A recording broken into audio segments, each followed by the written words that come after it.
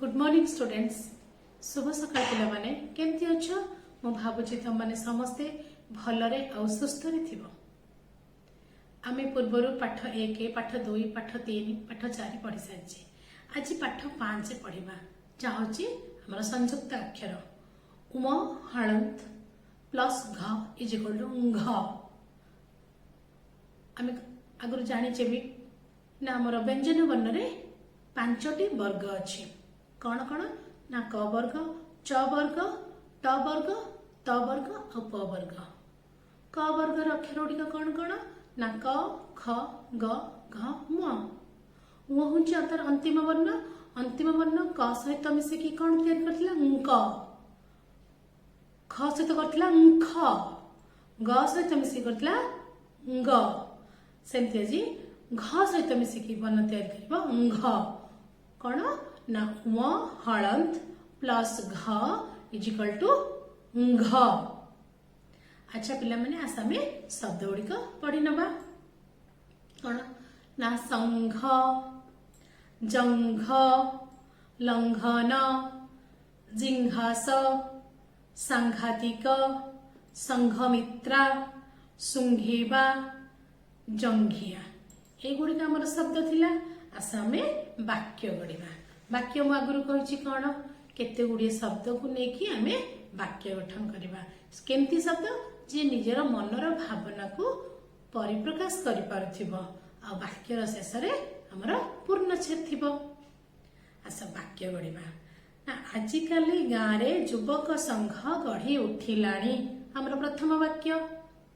ये युवक संघ कौन मन रे प्रश्न उठे ना प्रत्येक गाँव रे गोटे गोटे युवक संघ अच्छी से युवक संघ रे जो सदस्य मान थांती से मानकर बयस प्रायतः 15 रु 35 वर्ष हेबा दरकार। से मानक कार्य कौन ना से माने गाँव भल मंद बुझंती गाँव पोखरी परिष्कार कर रखिबा गाँव रास्ता घाट परिष्कार कर रखिबा पिला माने गरीब पिला माने किपरि शिक्षादान पाउछन्ति कि नाही ताकु मध्ये से माने तदारक करंती से माने भल भल कथा जनसाधारण को सब बताती जमी आजिकल आम देख कोरोना पे आम समस्ते व्यस्त आम देश कौन राज्य कौन समग्र पृथ्वी से कोरोना विषय में लोक मान से सतर्क करथांती भल जिन सूचना दे थांती केमती आम रक्षा पाइबा केमती आम चलवा दरकार से सब से माने युवक संघ लोक मान को शिक्षा दे थांती। ये सब हूँ युवक संघर काम। तापर द्वितीय वाक्य हूँ कामल एक सांघातिक रोग।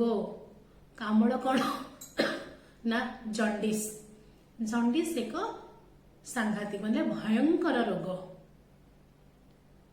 बुझीला। तृतीय वाक्य हूँ आमर बन्या समय रे जल कूल लंघन करे।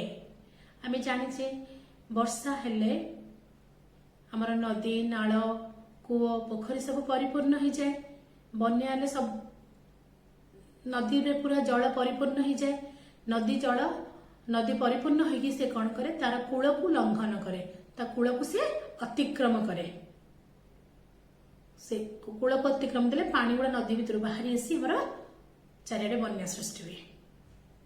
फूल को सीधा सुंघिबा उचित नुहे।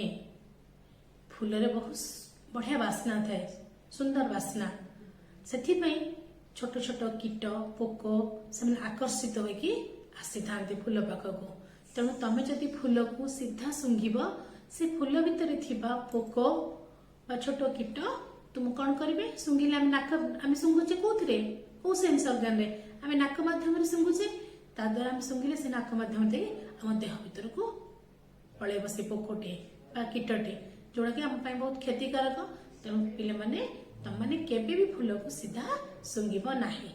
ये हिगला आम पाठ 5 रे थिबा वाक्य गुड़िक।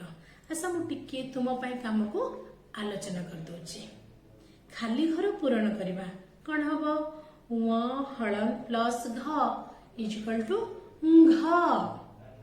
उम हलंत प्लस घ इज इक्वल टू घ।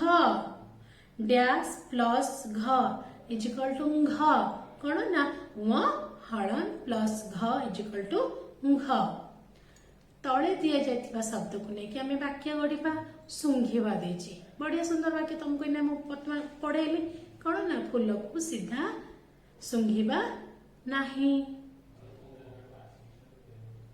सांघातिक कामल एक सांघातिक रोग संघ आम गाँव रे गोटे युवक संघ अच्छी हेगला हमर वाक्य अच्छा उत्तर दियो गुटे मु देखि नोची कौन देछि ना काहाकू सीधा सुंघिबा उचित नुहे क्वेश्चन उत्तर फूल को सीधा सुंघिबा उचित नुहे केउ समय रे जलकूल लंघन करे ना बन्या समय रे जलकूल लंघन करे तृतीय क्वेश्चन होची कामल किपरि रोग कामल सांघातिक रोग आजिकाली गाँव रे कौन गढ़ी उठिलाणी ना आजिकाली गाँव रे युवक संघ गढ़ी उठिलाणी तापरे 5 नंबर देछि फूल गुडी को चिन्ह और चित्र तले नाम लेख सुंदर सुंदर फूल देछि से गुडी को तम माने समस्ते मो जानि तम माने करिनब अच्छा पिला माने भाबुची आमे आज पाठ 5 रे पढ़िले मु भाबु तम माने समस्ते गुडी बुझी पारिथिबो ठीक अछि यार उत्तरटी मु तम मानको पीडीएफ थ्रू रे पठेबी धन्यवाद।